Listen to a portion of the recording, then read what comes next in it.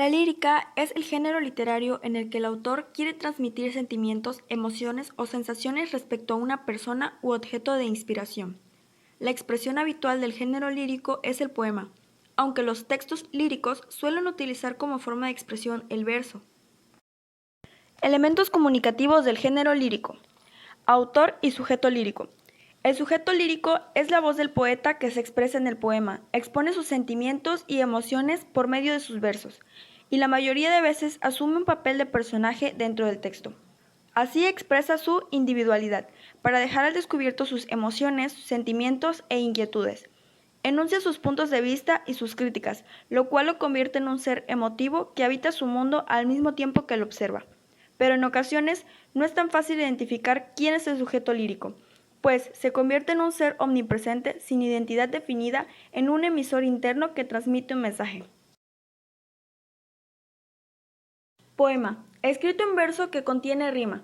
En la actualidad, métrica y rima se emplean poco para escribir poesía. El vehículo del poema es llamado lenguaje figurado o poético. Utiliza como recurso la metáfora, entre otros, para construir figuras poéticas. Destinatario poético. El destinatario poético es el lector, ya que él es el objetivo final del poeta, quien recibe y aprecia su obra. Conviene aclarar la diferencia del destinatario, que es quien lo lee, y quien aparece dentro como interlocutor del sujeto, que es a quien se. Expresión. Sentimientos, pensamientos y emociones del sujeto lírico, le da identidad y lo distingue de los demás. Contexto social. Recibe de ella influencias, suele resultar determinantes para que las obras que escriben posean ciertas peculiaridades. Los sucesos políticos, sociales y económicos son parte de la vida del poeta e intervienen de una u otra manera. Se hacen presentes aspectos significativos. Corriente literaria.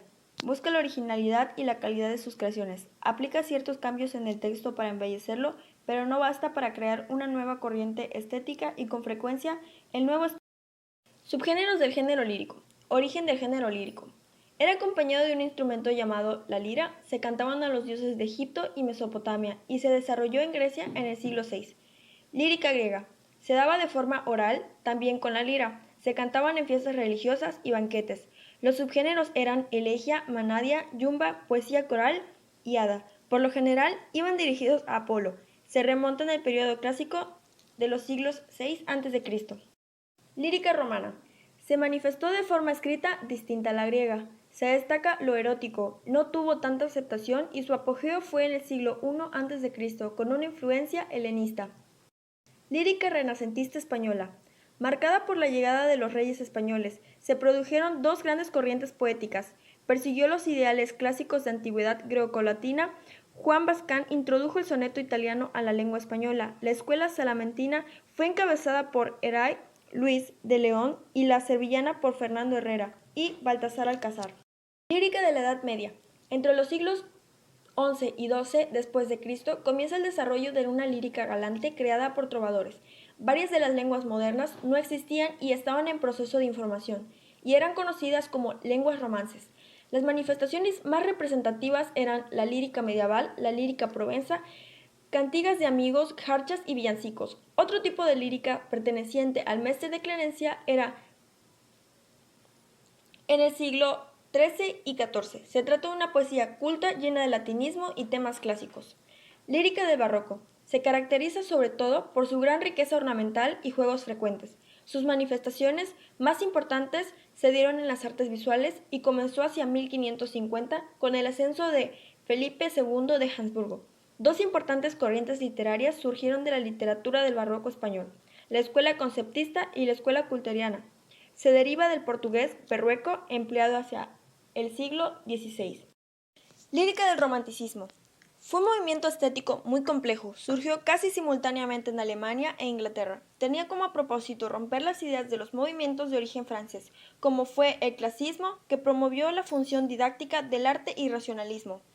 Tuvo que ver con la concepción de la vida y no solo con una temática. Fue tardío y breve, por lo que su mayor esfuerzo se dio a mediados del siglo XIX. Lírica modernista. La lírica modernista tenía como necesidad evadirse hacia paraísos idílicos y una gran añoranza. Se produjo en Hispanoamérica a finales del siglo XIX. No era copia de corrientes líricas europeas.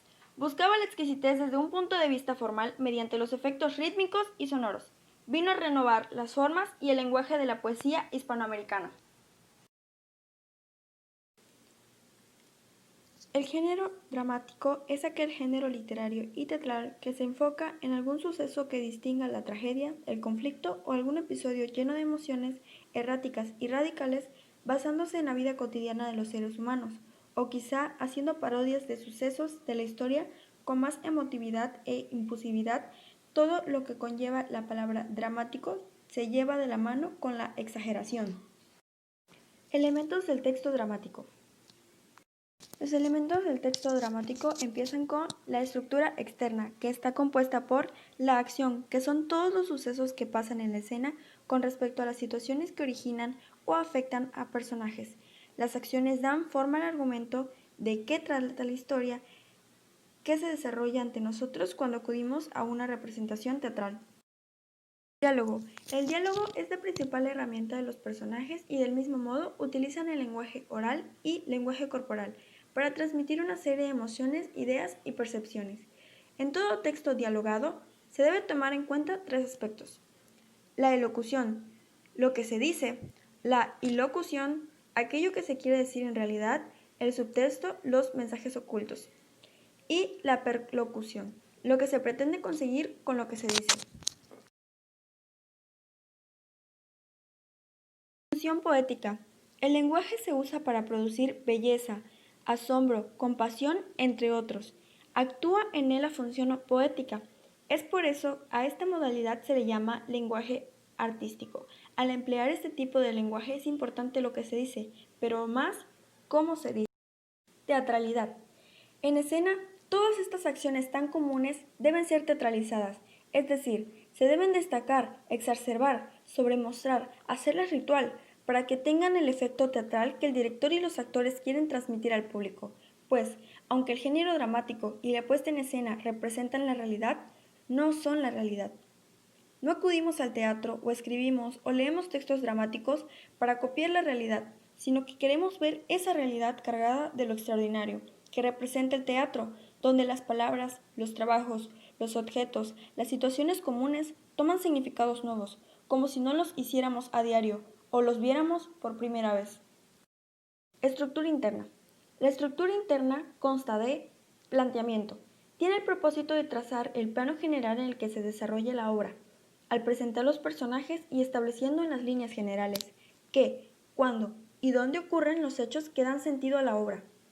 Nudo. Es la parte del desarrollo de la historia en la que aparece el conflicto que marca la tensión dramática. Clímax. Ocurre al sobrevenir el momento más elevado de tensión dramática. Se da y de algún modo marca el inicio de la obra. Desenlace. Marca la conclusión de la obra en la cual se resuelve el conflicto que planteó la obra dramática y por lo general esta resolución suele ser favorable, a lo contrario para él o los personajes centrales.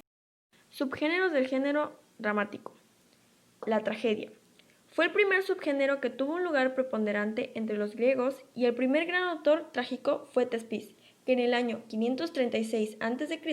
triunfó en el primer concurso de tragedia instituido por Pisístrato, gobernante de Atenas entre los años 600 y 527 a.C.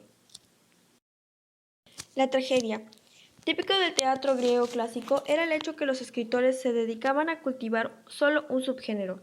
Las tragedias se caracterizaban por ser obras amplias cuya temática invariablemente es fatalista, es decir, su protagonista por lo general tiene un destino infortunado, por lo que el tema predominante de este subgénero es la lucha del hombre contra la adversidad. La comedia. La comedia también estaba relacionada con el culto a Dionisios por su carácter festivo y relajado.